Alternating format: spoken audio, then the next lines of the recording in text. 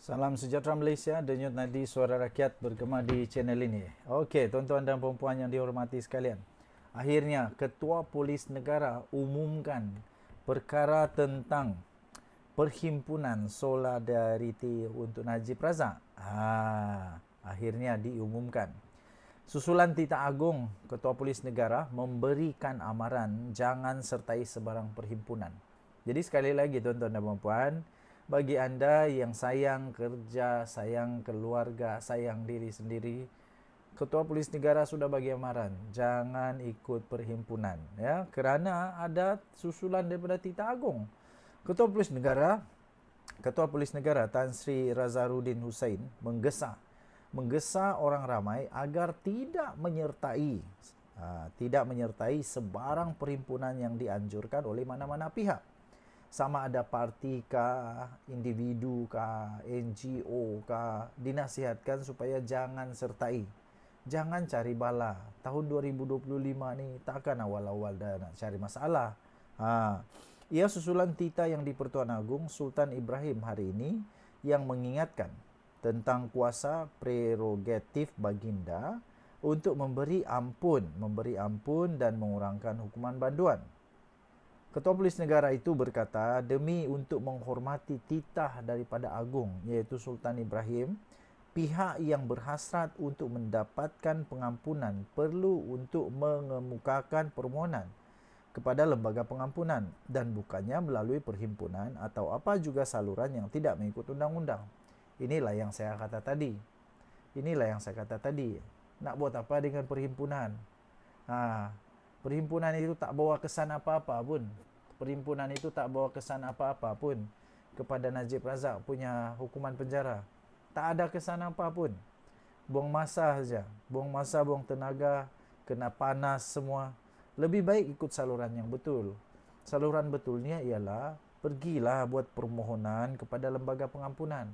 Bukannya dengan cara solidariti lah, apalagi kalau tunjuk perasaan lah, buat perhimpunan itu ini yang tak dapat permit dari polis. Itu hanya menyusahkan.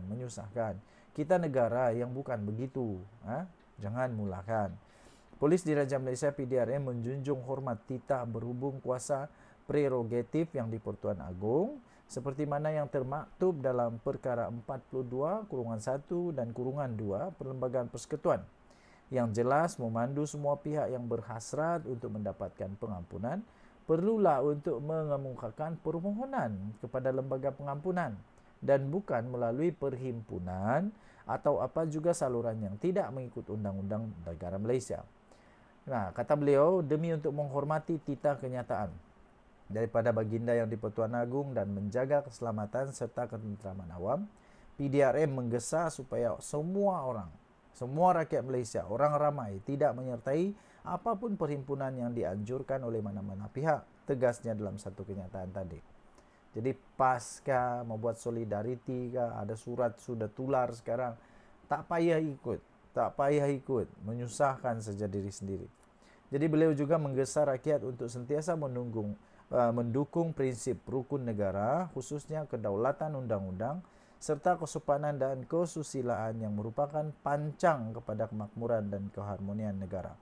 Terdahulu, seperti yang dilaporkan, PAS dalam surat yang tular itu berkata berhimpun dan bersolidariti untuk Datuk Seri Najib Tun Razak yang akan diadakan di hadapan Istana Kehakiman pada Isnin depan. UMNO juga dikatakan akan berhimpun pada tarikh itu. Perdana Menteri Datuk Seri Anwar Ibrahim pula telah menegaskan bahawa Pakatan Harapan tidak akan terlibat dengan himpunan tersebut. Denyut nadi suara rakyat bergema di channel ini. Jangan lupa tekan butang subscribe, like dan share. Malaysia kita punya, cintai Malaysia aku, kita jaga kita. Bye-bye. Salam sejahtera Malaysia, denyut nadi suara rakyat bergema di channel ini. Berita-berita yang menguasai kebanyakan media sosial pada ketika ini termasuklah newspaper adalah tentang Najib Razak. Pengampunan Najib Razak, solidariti Najib Razak dan juga beberapa suara yang tidak sehaluan di dalam UMNO. Ada kata kita nak bekerjasama, ada kata nak kata siapa kata nak pergi bekerjasama. Tapi yang pasti ialah solidariti ini sebenarnya tiada kena mengena dengan PAS. Tak ada kena mengena dengan PAS. PAS itu dia solidaritinya sendiri. Tak ada pun UMNO kata kami bekerjasama dengan PAS. Tak ada pun UMNO klaim bahawa perkara ini adalah satu kerjasama dengan PAS. Tak ada pun UMNO mengaku, tak ada pun UMNO kata kami dah bekerjasama, dah sehaluan semula dengan PAS. Tidak. Tapi sebenarnya PAS berbeza dengan UMNO. Mereka mempunyai agenda ataupun mempunyai gerakan yang berbeza. Tetapi mungkin secara kebetulan saja. Okey. So pada hemat saya, solidariti begitu pun sebenarnya tidak dapat menyelamatkan Najib Razak. Tidak dapat menyelamatkan Najib Razak. Kerana Malaysia ini bukannya satu negara yang biasa dengan perkara-perkara kita solidariti kemudian dibebaskan. Tidak. Kerana kita ada perlembagaan. Kita ada undang-undang negara Malaysia. Ya. Kita ada undang-undang yang mana undang-undang itu nothing is above the law. Tinggi mana pun pangkat, jasanya besar mana pun, kalau dah salah tetap salah. Solidariti kah, berkumpul kah, berarak kah, apapun yang nak buat, kalau memang salah tetap salah, ya, tetap salah. Jadi tuan-tuan dan puan yang dihormati sekalian, sekiranya anda, pada hemat saya lah, pada pendapat saya, sekiranya anda adalah penyokong Najib Razak, anda boleh ikut saja, tak ada masalah, itu hak anda. Yang penting himpunan itu mestilah ikut lunas undang-undang. Bagi saya, kalau undang-undang kata tak boleh dan anda tetap berkeras juga untuk ikut, anda sebenarnya dalam masalah. Anda menempa masalah. Anda menempa jalan yang salah sendiri. Kalau memang tidak dibenarkan secara undang-undang, buat apa untuk cari masalah? Buat apa cari masalah? Lagi pula, tak ada hasil pun untuk diri sendiri, ya. Kecuali anda ada kepentingan, ya. Ada kepentingan, okeylah. Okey. Kita mulakan bicara seterusnya, di mana kita harus menghormati undang-undang negara Malaysia, perlembagaan negara Malaysia, iaitu badan yang telah dilantik untuk pengampunan ini. Jawatan kuasa pengampunan ini diketuai, ketuanya, pengerusinya adalah Agong. Jadi, kita di negara Malaysia haruslah kita bersama-sama menghormati perkara ini. Jangan sampai kita seolah-olah sedang menderhaka dengan yang di-Pertuan Agong pula, ya. Kita sudah lama di dalam negara Malaysia ini, dah berpuluh tahun, dah 60 tahun lebih, ya. Kalau tidak 70 tahun. Kita sudah bersama-sama menjunjung tinggi kedaulatan perlembagaan negara kita, kita bersetuju, kita semua dalam kontrak sosial kita setuju dan sebagainya. Ini kerana hanya Najib Razak yang telah pun diketahui, telah pun didapati bersalah dengan bukti-bukti yang kukuh, ya. Bukti-bukti yang kukuh, janganlah kita menggadaikan segala-galanya hanya kerana Najib Razak.